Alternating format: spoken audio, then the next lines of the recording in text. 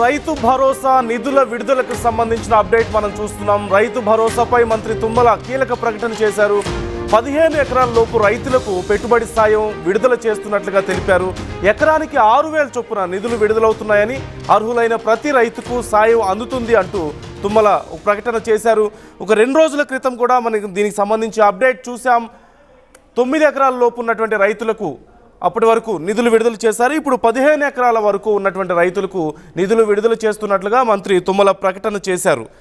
ఈ నేపథ్యంలోనే ఇప్పుడు మరొక 513 కోట్ల రూపాయల నిధులు విడుదల అవుతున్నాయంటూ చెప్పారు. ఇప్పటి వరకు 67.01 లక్షల మంది రైతుల ఖాతాల్లో 8,284 కోట్లు జమ అయ్యాయంటూ చెప్పారు.